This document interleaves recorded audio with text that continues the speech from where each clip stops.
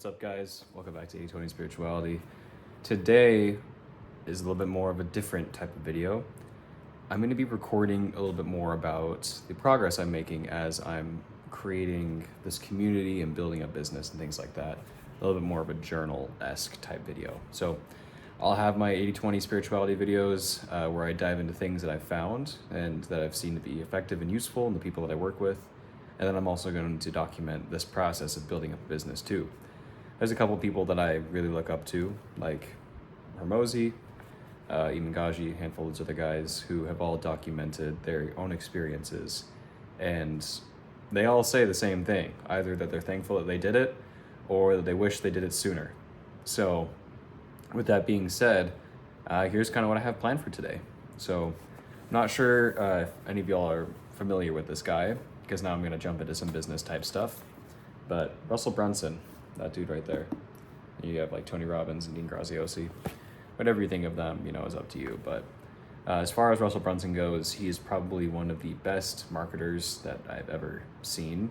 As far as like the internet funnel space goes, has that very like obsessive nature about the craft that he's part of. And I don't know, I love the idea of someone like really mastering their craft, and I try to strive to do the same thing. So what am I working on right now? At this point in time, we don't have a school community up and running. That's something that I really want to start and is on the roster of things to start, as well as building out better systems for handling current orders, current coaching clients and things like that, has all mostly been just word of mouth talking, right? And then handling transactions one-on-one, which is not a bad thing. It's not a bad place to start.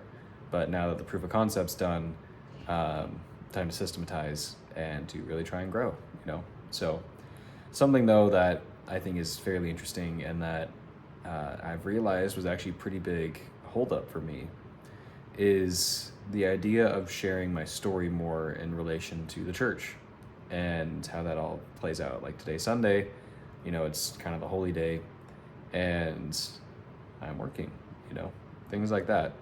How my ideas and approaches to it have shifted, and how most of the people that I know in my past, and basically like 98% of the people I knew in my past, were Mormon. And so now having like a shift, a very big shift of, leaving the church and realizing that like I need to share that element of my story in order for where I'm at currently to make sense. They all still live in Arizona too. I live in Arizona right now. And so the community that I'm talking about is like literally a town over. And for a long time, I was very hesitant to share that element of my story, just, past couple years, because it's like, well, while they might not have agreed with my decision for leaving, it's one thing to leave. It's a whole other thing to like kind of speak out and to say like what actually bothered me about the church, what I've learned since leaving, and all those types of things, which doesn't really seem like it should be that big of a deal, right? But when your community is so tightly knit around a set of beliefs, when someone skews from that set of beliefs, all of a sudden it becomes hard to trust them and hard to understand them, and things like that, especially when these beliefs are so corely fundamental to you. And I remember when I was in the church, I had people and friends that had left or become atheists or something like that. And I'd be like, that's wild. You're just lost, right? And I hope God finds you and, you can come back and yada, yada, yada, yada, right? And so I think part of me was really hesitant on sharing this element of the story for a big reason. Like that was definitely one of the biggest reasons. And other family and things like that are still very active. And it's like, since my own self-development journey has been happening, it's like now that element of like, what really happened to this person gets pulled into the family setting too, which I think is actually kind of wild when you really think about it. It's like, just because someone doesn't share the same beliefs as you means that you're going to kick them out of your family kind of thing.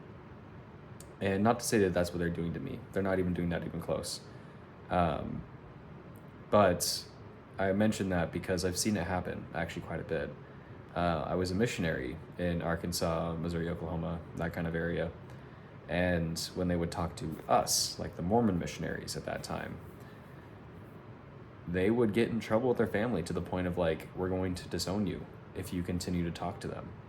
Fucking wild, right? So those experiences mixed with just like the experiences of, you know, losing friends already and things like that, I'm just like, well, you know, do I really want to talk about this, right? But as I've had more conversations with people, I've realized these types of conversations, the conversations of leaving high demand religion and finding spirituality in the world, and realizing like, okay, like maybe our concept of God, or what we perceive as God, isn't like the language that we have isn't as accurate as it really could be. And as a result, our experience has been greatly diminished. And what do I mean when I say that? Let's take like stillness and meditation, for example. In a lot of Christian faiths, meditation and Eastern practices are seen as demonic for whatever fucking reason, right? There really isn't a base of reason anywhere in the Bible that would suggest that meditation is a demonic practice. And I would even argue that, do you even know what a demon is? Like, do we even have enough information in the Bible to truly understand what a demon is? I would argue that we don't. At least not to the point of saying like, oh, there's blah, blah, blah, blah, blah, right? Like if you meditate, you're gonna get fucking possessed or something like that. I think it's bullshit. But point being, like, and the reason why I say that is because if we boil down meditation to like a fundamental principle of stillness, right? It's like different practices of applying stillness, or different ways you can apply stillness. And the Christian does the same thing in prayer. Prayer could be seen as a form of meditation, especially if you're praying over the extent of like 20, 30 minutes. It could be something like that, which is things I've done. I've been on my knees for a long ass time trying to feel into an answer. And I feel like I've gotten answers through things like that, or gotten additional guidance, et cetera, et cetera, et cetera, right? And so I think that as an element is worth talking about and worth exploring. But the trade-off is having to realize maybe the things that I believed in for my entire life even are not entirely accurate. And that can be a terrifying assumption to make. So for the people that have made that jump, conversations like this are refreshing. For the people that haven't, they can be intimidating and terrifying. And you know, for everywhere in between. So that's something that I'm working on, I guess, right now. And in short, that's kind of where my head has been at the past probably week or so.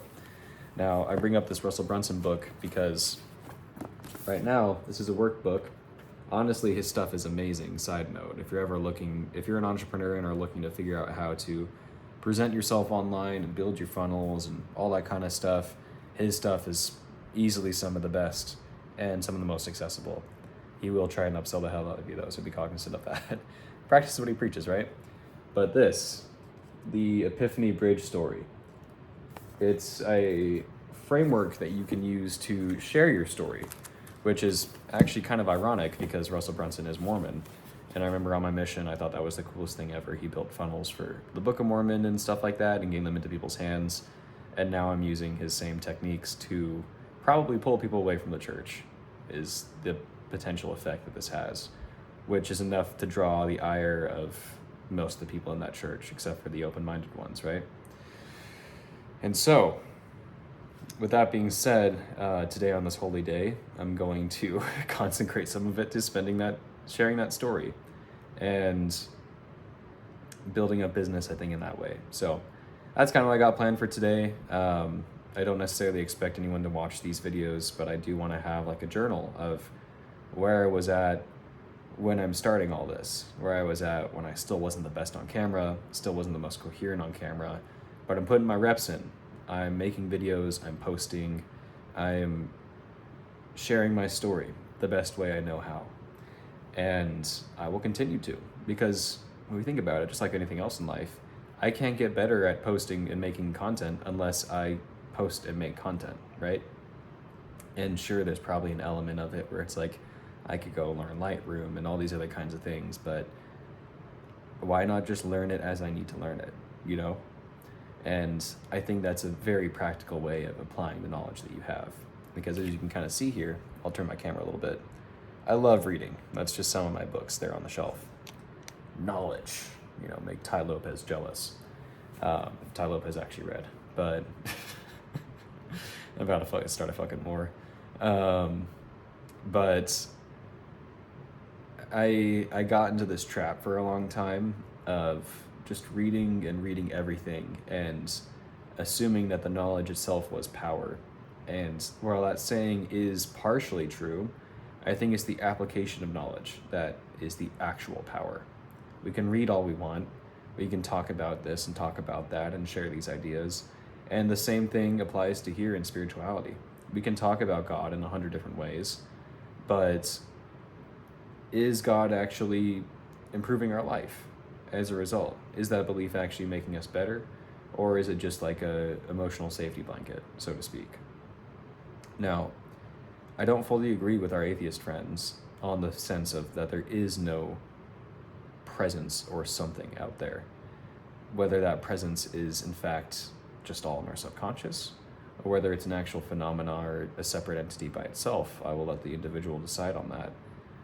I think the important element of this, though, is that there is something that's being interacted with and benefit that is derived from that interaction, namely guidance in life, which is entirely personal, and which, when followed, your life changes drastically for the better. We have some interesting tools that we can use to explore that element, but let's remember, these beliefs and ideas have been passed down to us from the people that were here before us. And it's just a long game of telephone of humans trying to understand the world in what is pretty foreign. We pop in here, we don't know anything about it. All we have are the notes of the people that came before us. And so remember, they're notes. So try them out, test them out, and see what actually sticks. And as far as the spirituality end of the things go, I don't really think that there's enough people that have truly tried and tested it, at least at this point in time, for us to say this is the definitive answer. In my opinion, I think our knowledge on it is still fairly archaic. These ideas haven't really evolved very much, but with the dawn of the internet, we have an opportunity to explore these new lines of thinking. So with my community and with my business, a big element is teaching, but a big element is also exploring and trying to be an eternal student of life and see what happens. There's so many weird little nicks and crannies that, when leaned into, actually provide a significant benefit, because all of our life is up here and then is expressed, in the physical world after it's expressed mentally, for the most part. That idea of everything that you see around you was once an idea in someone's mind that eventually got brought to life, right? So we all start in the mental realm and then it jumps out from there. But anyway, before this turns into me yapping about a bunch of different ideas, which I probably will do, that's kind of where my head's at right now as I'm making this video. I am crafting the Epiphany Bridge story today, and then as time goes on, working into getting a school community up and running, and just generally setting up stuff like that. I think especially in the psychedelic end of the spectrum, I hesitate even saying it because it could get my video flagged. I think it's interesting to see how little of a conversation there is and how scary of a conversation that can be for the vast majority of people, mostly due to misinformation. But you talk to anyone that has had an experience, and it is one of the most life-changing experiences ever. It's almost always ranked on someone's top 5 or even top 3 experiences of their entire life if you ask them on their deathbed. So a big goal of mine is to open up space to have conversations around topics like this, and hopefully all of us together can find a more accurate way of seeing and believing in this world. It's a lot more mysterious than I think we give it credit for, and I think we don't really give it credit because we don't really know where to look just yet. So I hope to point us in a direction of where we can look and learn together. But anyway, I think that'll be it for today. Peace.